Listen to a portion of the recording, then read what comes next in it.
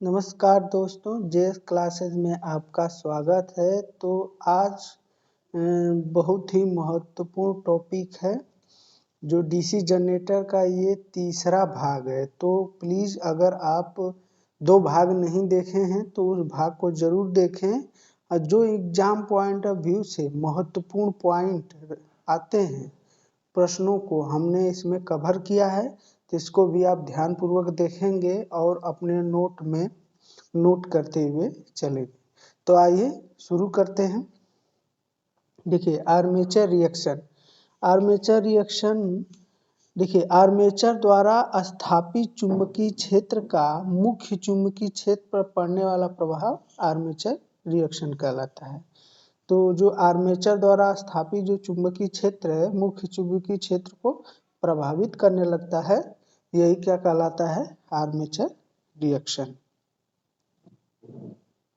आगे देखिए, ये आर्मेचर रिएक्शन का देखिए ये पूरा मैंने बहुत ही मेहनत किया है इस पर कि सारे जो नो लोड कंडीशन में कैसा बिहेव करेगा, अलग अलग फ्लक्स के बारे में, जैसे कि मेन फील्ड का जो फ्लक्स होगा, आर्मेचर का फ्लक्स होगा, फिर दोनों को एक साथ रखने पर फिर उसकी स्थितियाँ क्या हो जाती हैं, उस पर हम लोग बात करने वाले हैं। तो देखिए ये देखिए नो लोड कंडीशन में, जब नो लोड कंडीशन होता है तो उस समय देखिए ये मेन फ्लक्स है, ये मेन फ्लक्स है। तो इसमें क्या है, नॉर्थ से निकल कर साउथ में जाती है, जो फ्लक्स है नॉर्थ से निकल के साउथ में जाती हैं।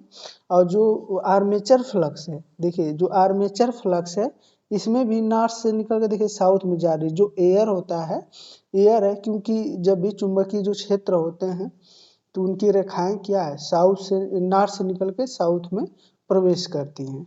तो ये देखिए ये जब armature flux no load condition में जो जीएनए है और एमएनए, देखिए यहाँ पर है जीएनए और एमएनए दोनों एक ही रेखा में होते हैं और ये फ्लक्स से 90 डिग्री पर है। इसके बारे में भी आगे हम लोग डिस्कस करेंगे कि इसके हर एक पॉइंट को मैंने अच्छे से लिखा है और उसको भी पढ़ते चलेंगे। तो इस डायग्राम को आप ध्यानपूर्वक देख लें और इस फिगर को, जिससे आपको आगे जब हर एक बिंदु को हम लोग पढ़ेंगे तो आपके दिमाग में छपते हुए चला जाएगा। देखिए ये क्या था, नो लोड कंडीशन में। और दूसरा ये जो फिगर बना है, अब ये दोनों फ्लक्स को एक साथ रखेंगे, तो जब दोनों फ्लक्स आ जाएंगे तो लोड कंडीशन में हो जाएगा। तो लिखे हैं ऑन लोड कंडीशन। तो ऑन लोड कंडीशन में देखिए ये ऑन लोड कंडीशन जब लोड पर होता है, ये जो आर्मेचर फ्लक्स मेन फ्लक्स को क्या करने लगता है, डीमैग्नेटाइज करने लगता है। यही प्रभाव देखने को हमको मिलता है। तो हर एक प्रभाव को हम लोग आगे पढ़ेंगे। देखिए यही है, देखिए इस तरह का जो डायग्राम है, देखिए जीएनए है, एमएनए में शिफ्ट हो जा रहा है, यही क्या कहलाता है, डीमैग्नेटाइज इफेक्ट, यानी सॉरी क्रॉस मैग्नेटाइज इफेक्ट बोलते हैं। जो लीडिंग पोल पर कम और ट्रेलिंग पोल पर ज़्यादा देखने को मिलता है। देख रहे ये चुंबकीय क्षेत्र की जो स्थितियां हैं, अब इसके बारे में हम लोग आगे देखते हैं। देखिए अब हर एक पॉइंट के बारे में देखेंगे। देखिए आगे क्या है, देखिए नो लोड पर, नो लोड स्थिति में फील्ड फ्लक्स से 90 डिग्री पे एमएनए होता है।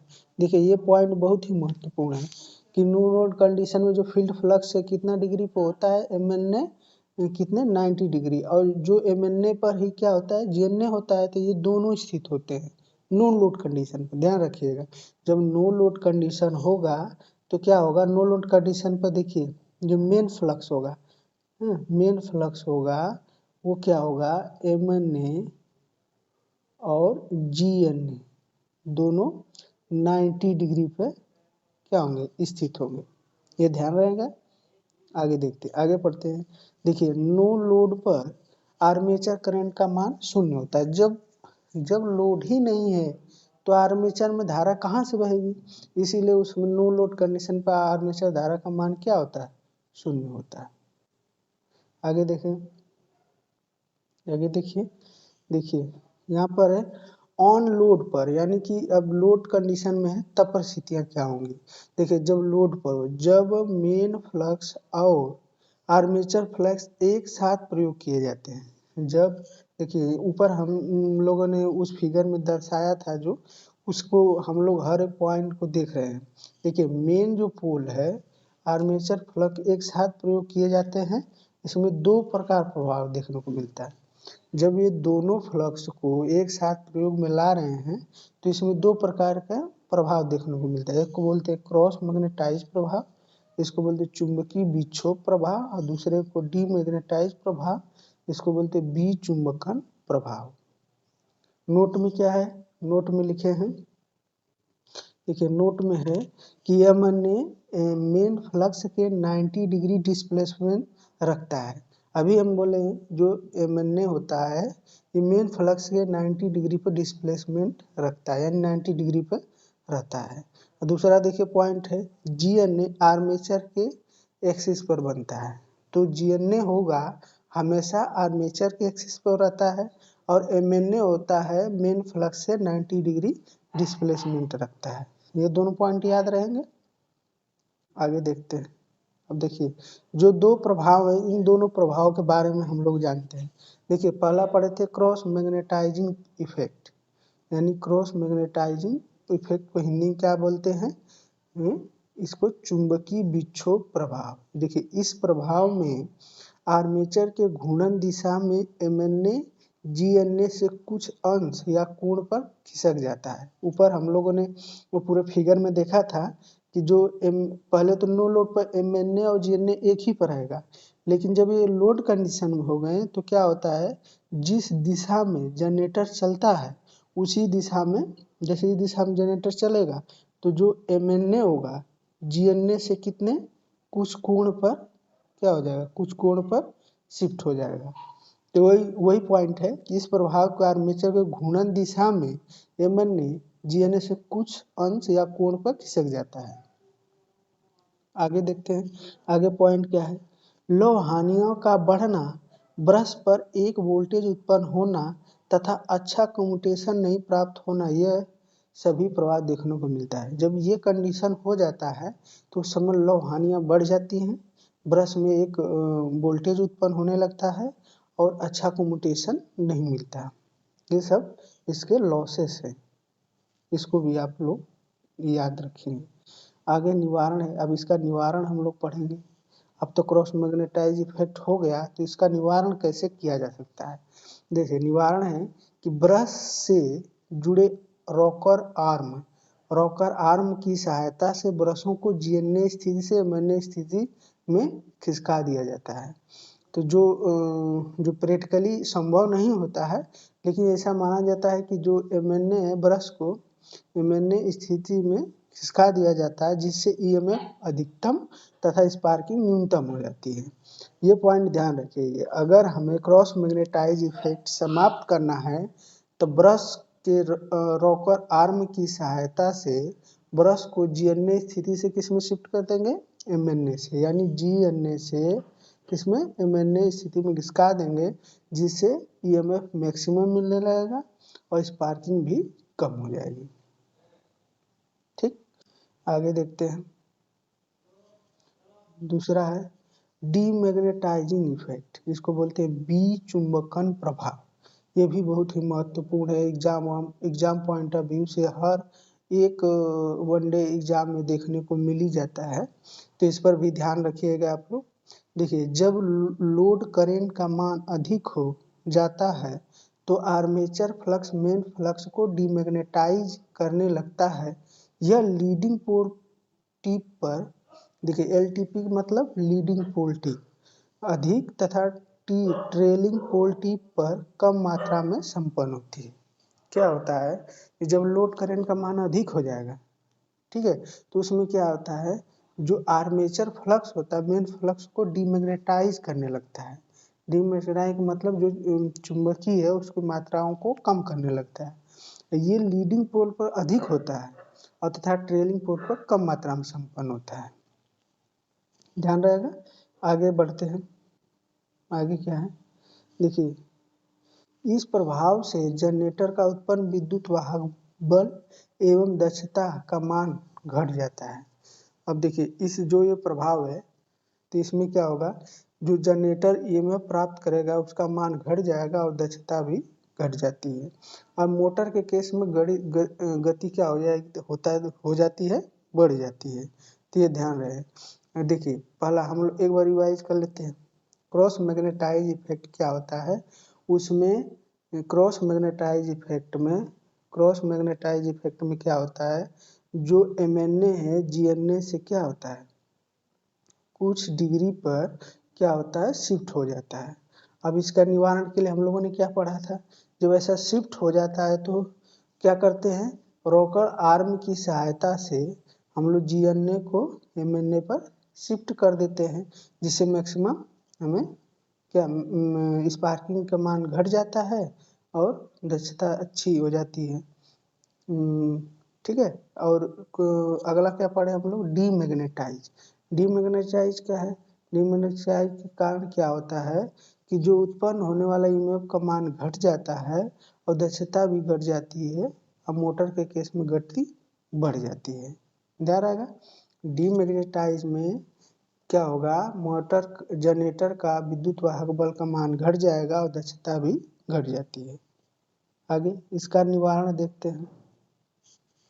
निवारण क्या है, निवारण लिखिए, छोटे जनरेटर में फील्ड वाइंडिंग के एम्पीयर टर्न बढ़ा दी जाती है तथा बड़े जनरेटर में सीरीज तथा आर्मेचर वाइंडिंग के सीरीज में कंपनसेटिंग वाइंडिंग की जाती है।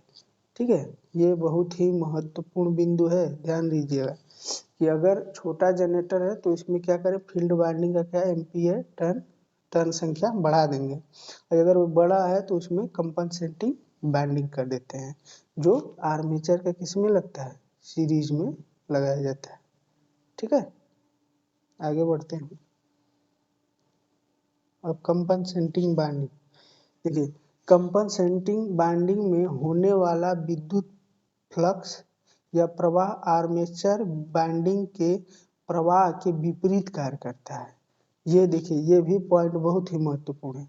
ये पूछा जाता है कि जो कंपनसेटिंग वाइंडिंग की जाती है आर्मेचर के सीरीज में, उसका जो प्रवाह होता है क्या होता है, उसके समांतर होता है, उसके विपरीत होता है, या उसका विरोध करता है, या उसका योगफल होता है। तो ये क्या होगा, उसका विपरीत कार्य करता है। सभी लोड तथा परिवर्तित लोड पर संतोषजनक कार्य करता है। जब ऐसा करते हैं तो सभी लोड पर ये क्या होगा, संतोषपूर्वक कार्य करता है। आगे देखिए, कम्यूटेशन। देखिए कम्यूटेशन क्या है, इसके बारे में जानते हैं। देखिए जनरेटर में जब एक ब्रश दो सेगमेंट को स्पर्श करता है तो उस सेगमेंट में जुड़े कॉइल शॉर्ट सर्किट हो जाती है। इस शॉर्ट सर्किट से पूर्व या दौरान या इसके बाद होने वाला विद्युत धारा की दिशा में परिवर्तन कम्यूटेशन कहलाता है। ये लंबा चौड़ा भाषण है, इसको छोटे में समझते हैं। देखिए, जब कम्यूटेटर एसी को, ये वाला पॉइंट, जब कम्यूटेटर एसी को डीसी तथा डीसी को एसी में बदलता है तो इस प्रक्रिया को कम्यूटेशन कहते हैं। सिंपल सी परिभाषा है कि जब कम्यूटेटर एसी को डीसी और डीसी को एसी में बदलता है तो ये प्रक्रिया कम्यूटेशन कहलाती है। और देखिए, कम्यूटेशन दो प्रकार के होते हैं, एक को बोलते हैं स्मूथ कम्यूटेशन, दूसरे को बोलते हैं रफ कम्यूटेशन। तो स्मूथ कम्यूटेशन क्या होता है, अब स्मूथ कम्यूटेशन क्या होता है, देखिए स्मूथ कम्यूट, जब आर्मेचर कॉयल में विद्युत धारा के प्रवाह दिशा में परिवर्तन धीरे धीरे होता है तो उसे स्मूथ कम्यूटेशन कहते हैं। और रफ कम्यूटेशन क्या होता है, रफ कम्यूटेशन में इसमें आर्मेचर कॉइल में विद्युत धारा के प्रवाह की दिशा में परिवर्तन तीव्रता से होता है, उसे रफ कम्यूटेशन कहते हैं। जब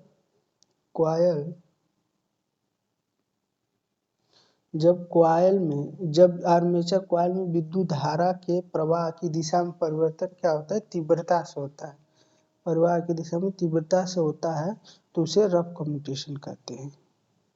देखिए, इसी कम्यूटेशन से ब्रशों में स्पार्किंग होता है। ये बहुत ही महत्वपूर्ण है कि किस कम्यूटेशन से ब्रशों में स्पार्किंग आता है, तो वो रफ कम्यूटेशन के कारण।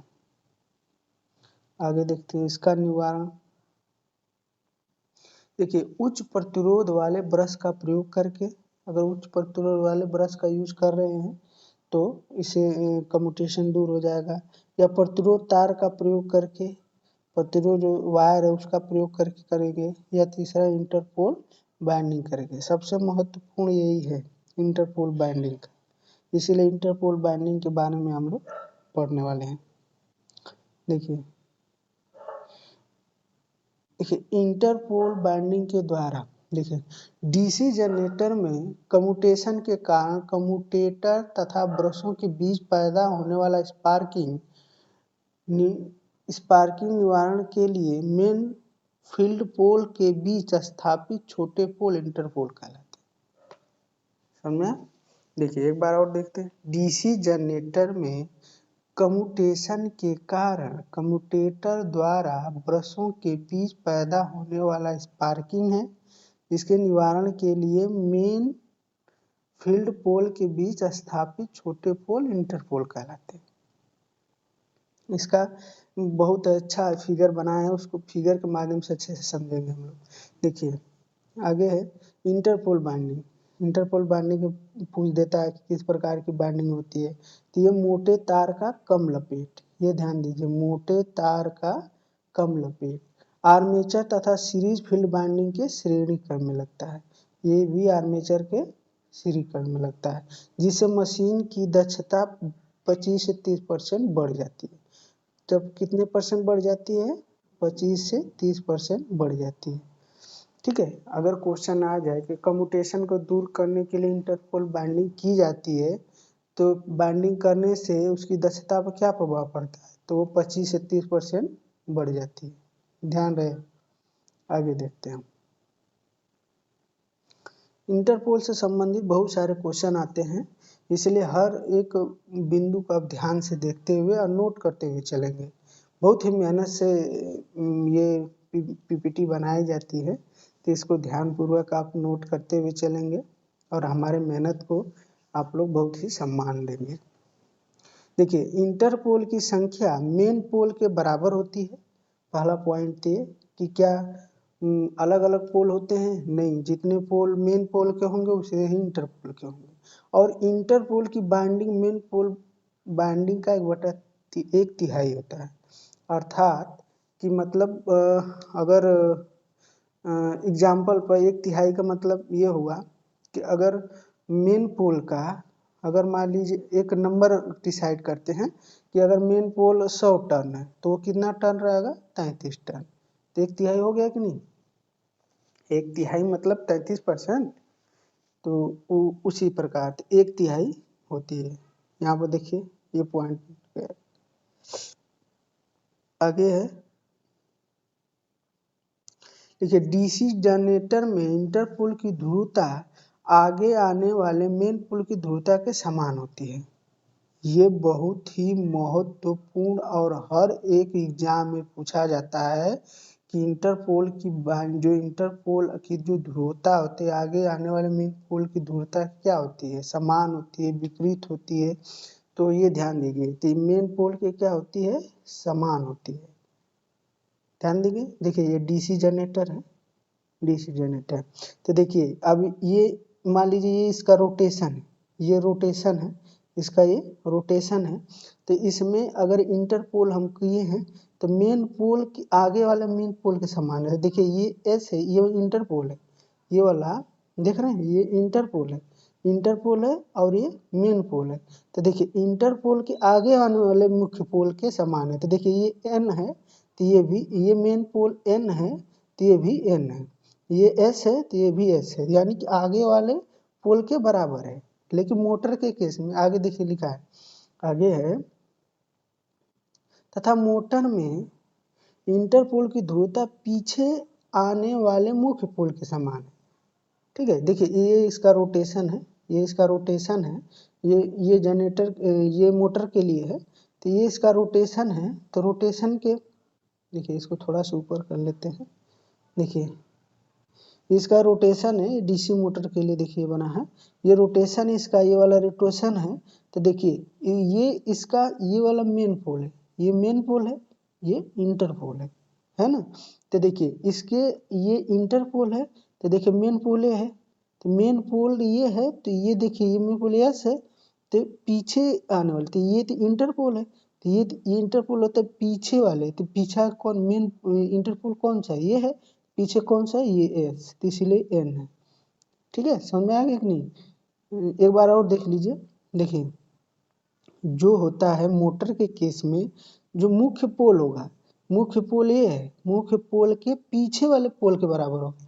तो देखिए ये वाला इंटर पोल है, देखिए ये इंटर पोल है, तो पीछे वाला पोल कौन, यही है, तो ये एस है, तो ये भी एस है, ये एन है, तो ये भी एन है, इसी प्रकार सब है। समझ में आ गया? इसीलिए ऊपर ये लिखा हुआ है कि मोटर के केस में तो इंटरपोल की ध्रुवता मेन पोल के पीछे मेन पोल के बराबर होता है, और ये जनरेटर के केस में इंटरपोल की ध्रुवता आगे वाले मुख्य पोल के समान होती है। याद हो जाएगा? ठीक, बहुत ही महत्वपूर्ण है। आगे देखते हैं। देखिए मशीन की टेस्टिंग, देखिए मशीन में दो प्रकार की परीक्षण करते हैं ताकि स्थिर हानि को ज्ञात किया जा सकते। देखिए पहला क्या है, स्विनबर्न टेस्ट, इसको नो लोड टेस्ट के नाम से जानते हैं। ये बार बार क्वेश्चन में पूछा जाता है, बार बार एग्जामों में पूछा जाता है, इससे इसको ध्यान रखेंगे आप लोग। ठीक है, देखिए स्विनबर्न टेस्ट लिखे, इसे नो लोड पर परफॉर्म कराया जाता है, लेकिन ये परीक्षण या टेस्ट डीसी सीरीज मोटर के लिए संभव नहीं है। तो अगर पहला तो क्वेश्चन आएगा स्विनबर्न टेस्ट किस लोड पर किया जाता है, तो नो लोड टेस्ट पर किया जाता है, इसीलिए नो लोड टेस्ट भी कहते हैं। और ये किस मोटर के लिए करना संभव नहीं, तो डीसी सीरीज मोटर के लिए। 2 पॉइंट इसे जरूर आता है कि स्विनबर्न टेस्ट मशीन में किस पर कराया जाता है, तो नो लोड टेस्ट पर। ये किस मोटर के लिए प्रयोग नहीं किया जाना संभव है, तो डीसी सीरीज मोटर पर। याद हो जाएगा? आगे देखते हैं। आगे है हॉपकिंसन टेस्ट। ये देखिए ये फुल लोड टेस्ट के नाम से जानते हैं, क्यों? क्योंकि इसको फुल लोड टेस्ट पर हम लोग परफॉर्म करवाते हैं। देखिए लिखा है हॉपकिंसन टेस्ट फुल लोड पर परफॉर्म कराया जाता है। इसमें दो समान मशीन है, डीसी जनरेटर और डीसी मोटर का उपयोग करते हैं, जो दोनों विद्युत और यांत्रिक रूप से जुड़ी होती हैं। ठीक है, अब अगर पूछ दे पहले पॉइंट से क्या पूछेगा, हॉपकिंसन किससे संबंधित है, तो हॉपकिंसन किससे है, फुल लोड से संबंधित है। फुल लोड परफॉर्म कर इसमें कितने मशीनों का प्रयोग करते हैं, तो 2 मशीनों का प्रयोग करते हैं। ये किस रूप से जुड़ी होती है, तो इलेक्ट्रिकल और मैकेनिकल रूप से जुड़ी होती है। आगे देखते हैं। आगे है डीसी जनरेटर की विशेषता, इससे भी एक क्वेश्चन जरूर देखने को मिलता है विशेषताओं से, तो इसको भी ध्यान से आप देखेंगे और इसे नोट करते हुए चलेंगे। देखिए इंटरनल विशेषता में अगर मशीन की बात करें तो आगे क्या होगा, आर्मेचर होगा और जो उत्पन्न होने वाली ईएमएफ होगा, तो उसके बीच खींचा जाता है। देखिए आर्मेचर धारा और इंड्यूज उत्पन्न यानी उत्पन्न विद्युत वाहक बल के बीच खींचा जाता है। ठीक है, आगे देखते हैं। आगे क्या है, ओपन सर्किट विशेषता। आगे क्या है, ओपन सर्किट विशेषता। ये किसके बीच खींचा जाता है, जब ओपन है तो उसमें क्या होगा, या तो फील्ड होगी, फील्ड की धारा चाहे उत्पन्न विद्युत वाहक बल। तो ओपन में क्या होगा, फील्ड धारा और उत्पन्न विद्युत वाहक बल के बीच खींचा जाता है। और अगला है एक्सटर्नल विशेषता, जिसको बोलते हैं बाहरी विशेषता। तो यह टर्मिनल वोल्टेज और लोड करंट के बीच खींचा जाता है, टर्मिनल वोल्टेज और लोड करंट के बीच खींचा जाता है। ध्यान रहेगा। आइए अब हानियों के बारे में जानते हैं। अब इससे हानियाँ कितनी होती हैं। देखिए डीसी जनरेटर की हानियाँ। देखिए डीसी जनरेटर में मुख्य 3 प्रकार की हानियाँ होती हैं। इसमें एक होता है आयरन लॉस, जिसको लौह हानि बोलते हैं। दूसरा होता है कॉपर लॉस, जिसको ताम्र हानि बोलते हैं। तीसरा होता है मैकेनिकल लॉस, जिसको यांत्रिक हानि बोलते हैं। पहला को देखते हैं हम लोग, आयरन लॉस, जिसको लौह हानि बोलते हैं। देखिए आर्मेचर तथा फील्ड के कोर में, कोर में कोर में होने वाली विद्युत शक्ति में होने वाली हानि को लौह हानि कहते हैं। विद्युत शक्ति में होने वाली हानि को जो कोर में होती है, ये एक स्थिर हानि के अंतर्गत आते हैं। इसमें दो प्रकार के होते हैं। देखिए यहाँ पर दो प्रकार के, इसमें दो प्रकार की हानियाँ होती हैं। एक को बोलते हैं हिस्टेरिसिस, दूसरे को बोलते हैं एडी करंट हानि। ठीक है, इसको हिंदी में बोल दें हिस्टेरिसिस हानि, और इसको बोलते हैं एडी करंट हानि। एडी करंट को भंवर धारा हानि भी बोलते हैं, ये ध्यान रहे। अगर ये हिंदी में, इंग्लिश में ऐसे लिख देता है एडी करंट लॉस या एडी करंट हानि भी बोलेगा, या भंवर धारा हानि, तो ये ध्यान रहे। देखिए अब पहला हिस्टेरिसिस हानि। देखिए लौह आदि चुंबकीय पदार्थ के बार बार चुंबकित और विचुंबकित होने में हुई विद्युत शक्ति की हानि हिस्टेरिसिस हानि कहलाती है। जैसे अगर आप प्रयोग कर रहे हैं तो कोर में बार बार क्या होता है, एक चुंबक बनेगा, फिर ऑफ कर देंगे, चुंबक हट जाएगा, तो बार बार यही कह रहा है कि लौह आदि चुंबकीय पदार्थ में बार बार चुंबकित और विचुंबकित होने में हुई विद्युत शक्ति की हानि हिस्टेरिसिस हानि है। इसका ये फार्मूला है हिस्टेरिसिस हानि का, इसको WS से दर्शाते हैं। ये बहुत ही महत्वपूर्ण फार्मूला है। देखिए N beta B max 1.6 into F भी वॉल्यूम है, आयतन, F क्या है आवृत्ति फ्रीक्वेंसी है, BM क्या है अधिकतम चुंबकीय फ्लक्स, जिसको वेबर प्रति मीटर स्क्वायर है, और ये हिस्टेरिसिस गुणांक है। याद हो जाएगा। आगे बढ़ते हैं।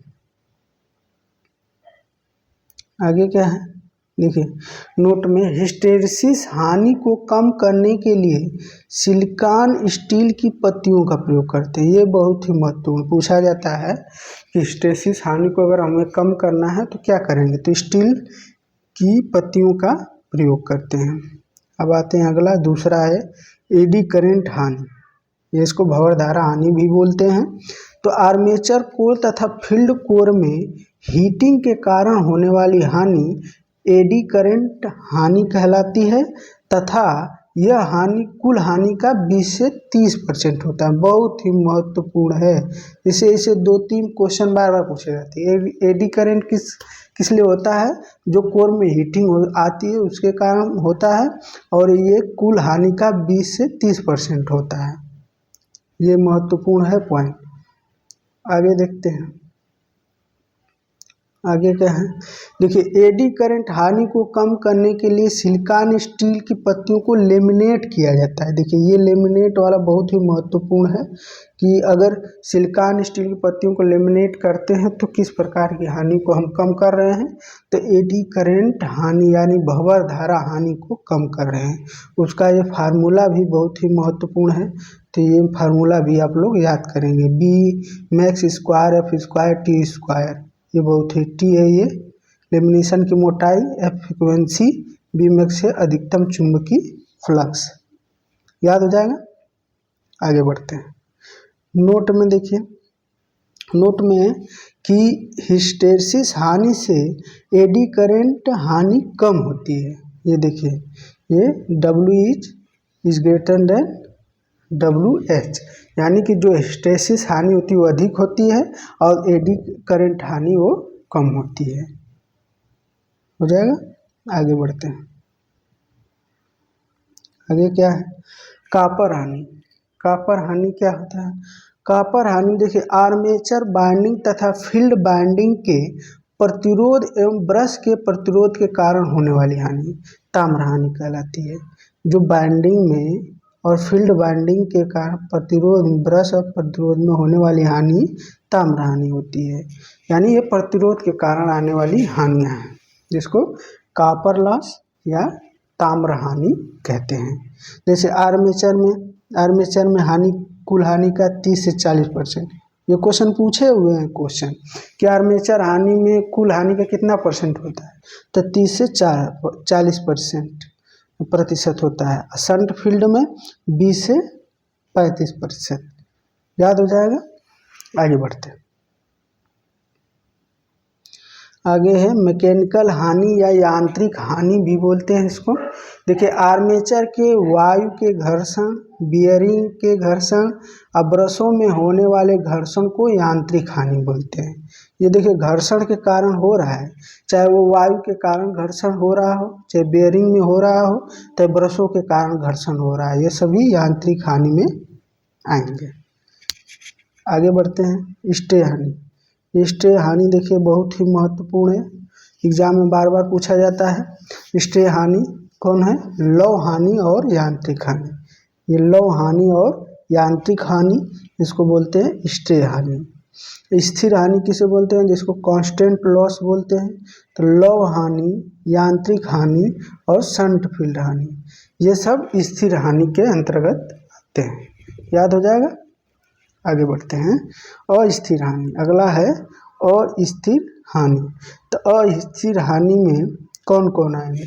जो बदलते रहते हैं, जैसे आर्मेचर में हानि, जब लोड बदलता है तो उस परिस्थिति में फिर सीरीज फील्ड हानि, इसमें भी लोड बदलता है तो भी दोनों क्योंकि सीरीज में लगे होते हैं तो इसलिए इसमें भी आगे जिसको वेरिएबल लॉस बोलते हैं। टोटल स्थिर हानि और अस्थिर हानि होगा। स्थिर हानि और अस्थिर हानि दोनों कुल हानि के बराबर हो जाए। आगे नोट में देखिए डीसी जनरेटर की दक्षता 85 से 95% तक होती है। ठीक है, ये बहुत ही महत्वपूर्ण है कि डीसी जनरेटर की दक्षता कितनी होती है? 85 से 95% तक इसकी दक्षता होती है।